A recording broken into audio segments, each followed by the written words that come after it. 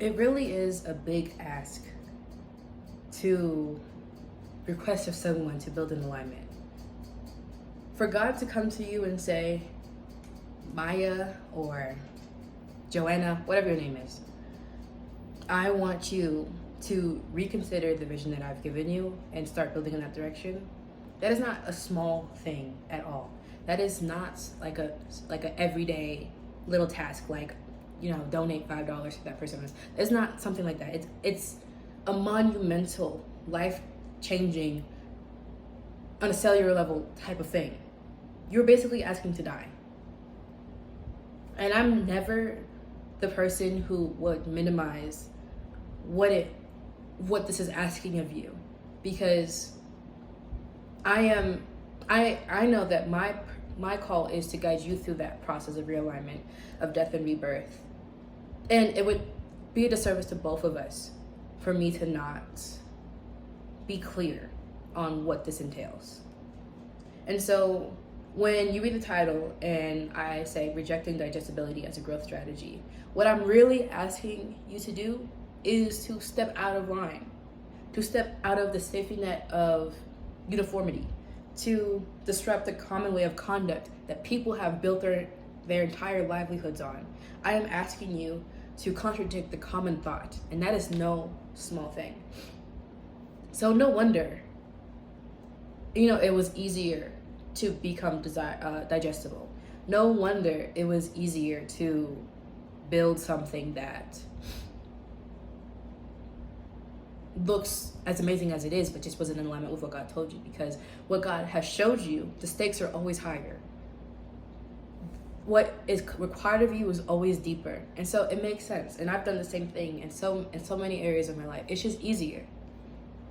But the women who come to work with me and the women who watch my channel have not come for easy. They have come for alignment, and alignment is fire, and it will refine you, and it will try you, and it will require something of you that you may have never experienced before.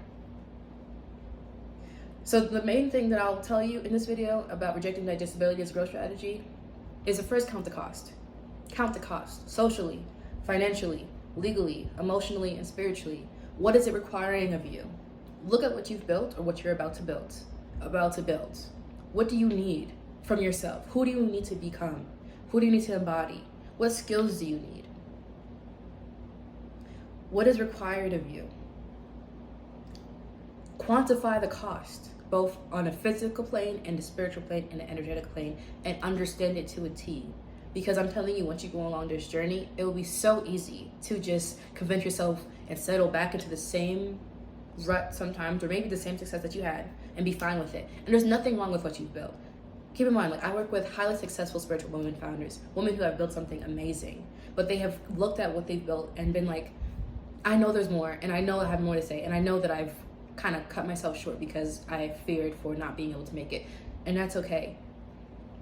It's just, the main thing is that when you have gotten to that place, it's the risk, the perceived risk is higher, because you have a lot to lose. You have something to lose, and that's why I always tell women, count the cost. Count the cost.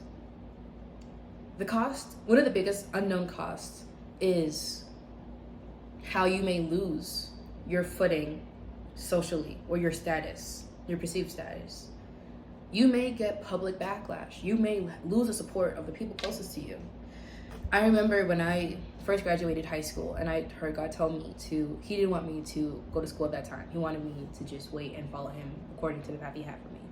And the amount of backlash that I had, it was crazy. And to this day, the support that I believe I would have gotten from a lot of family, I don't have, which is crazy. But so imagine that on a scale for you, having this multi-million-dollar business with employees, with people who depend on you, when you have mortgages to pay off or leases to pay off, and you're making like $100,000 orders for product, you know what I mean? Like, it's not a small thing.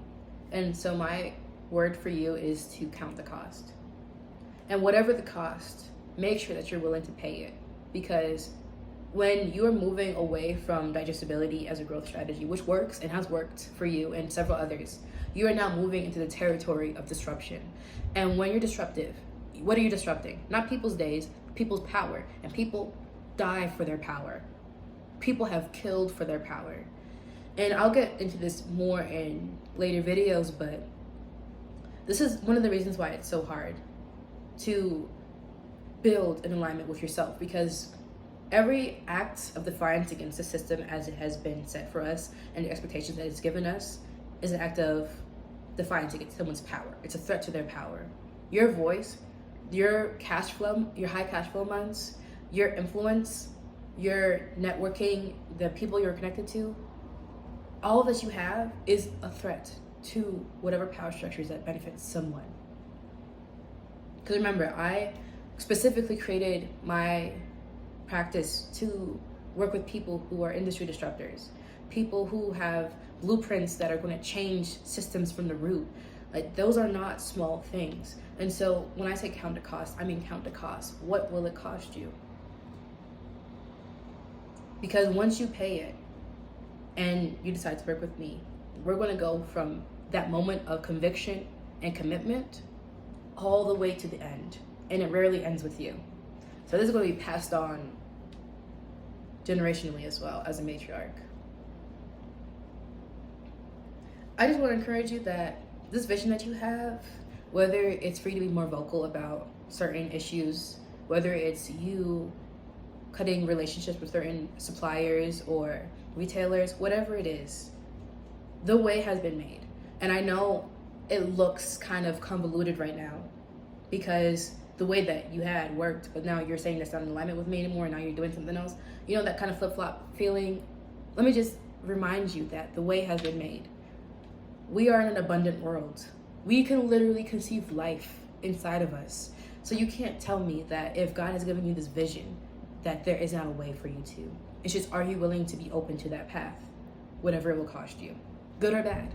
And I'm not saying it's like a scary thing. It's just, I mean, building the business was a commitment, and you have to count the cost for that too, right? It's the same thing. It's just a different navigation.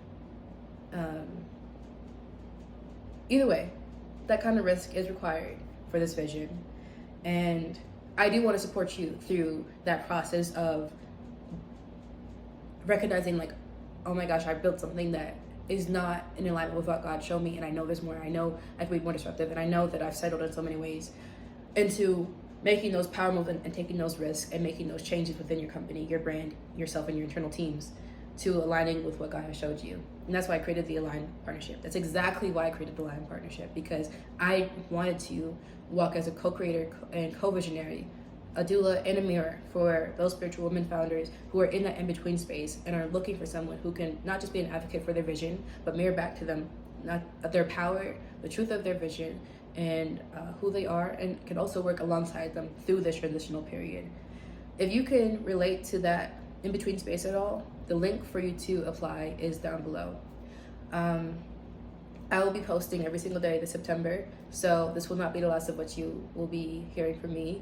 Don't forget to subscribe and click the bell to be notified when I post something new.